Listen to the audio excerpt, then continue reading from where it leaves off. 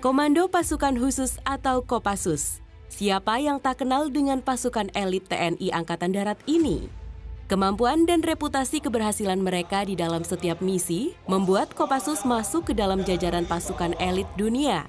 Prajurit komando berjiwa satria bagi nusa bangsa dan Terlepas dari kehebatannya, pasukan yang dikenal ahli dalam berbagai misi berbahaya kepunyaan TNI Angkatan Darat yang satu ini ternyata memiliki ketakutan pada sosok satu ini. Sampai-sampai hantu tidak lebih ditakuti oleh komando pasukan khusus. Tentu saja bagi orang biasa, konflik dengan peluru berterbangan di antara kepala merupakan ketakutan terbesar dalam hidup. Namun, bagi komando pasukan khusus atau Kopassus, hal itu bukanlah yang ditakuti. Bahkan, duel dengan musuh hebat pun bukan jadi ketakutan tersendiri bagi Korps Baret Merah ini. Satu-satunya yang menjadi ketakutan mereka adalah sosok pelatih yang menggembleng mereka.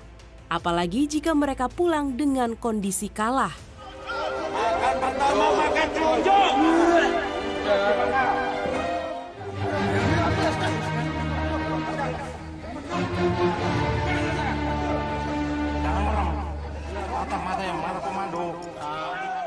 Karena seramnya pelatih mereka itulah, sampai-sampai setan saja tidak ditakuti oleh anggota Kopassus.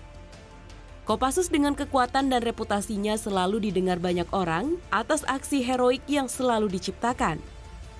Namun siapa yang tahu, ternyata ada hukuman berat bila seorang prajurit Kopassus gagal di medan perang.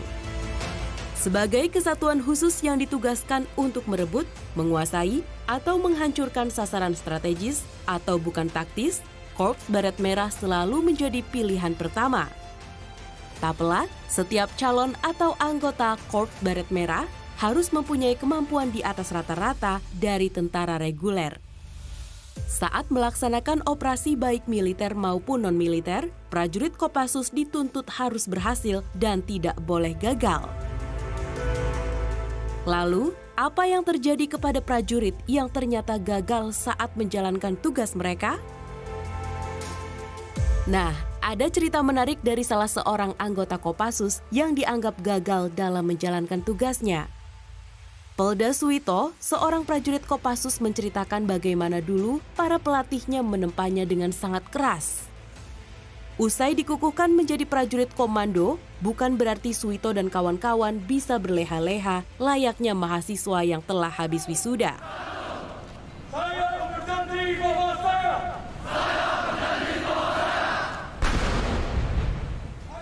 Mereka langsung diterjunkan ke medan perang Timur Timur kala itu.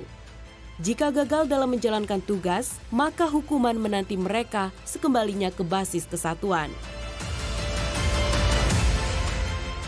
Pengalaman saya jika tugas perang Timur Timur dan tidak berhasil mendapatkan senjata musuh, sudah pasti tidurnya di kandang sapi, kata Polda Suwito. Karena saat itu di grup 2 Kopassus di Kartasura banyak sapi, jadi prajurit yang gagal akan ditidurkan bersama sapi. Bukan hanya itu saja, prajurit yang gagal bakal ditempa, dilatih lebih keras lagi, dan kemudian ditugaskan kembali ke medan perang. Kalau gagal lagi, ya tidur bersama sapi lagi. Dilatih lagi 3 bulan, diberangkatkan lagi 6 bulan. Kalau gagal lagi, tidur sama sapi lagi, kata Polda Suwito. Keberhasilan tugas adalah segala-galanya. Lebih baik pulang nama daripada gagal di medan tugas. Dalam pendidikan, pelatih akan menempa siswa komando dengan sangat keras dan tidak pandang bulu. Setiap hari, fisik dan mental siswa ditempa sampai benar-benar habis.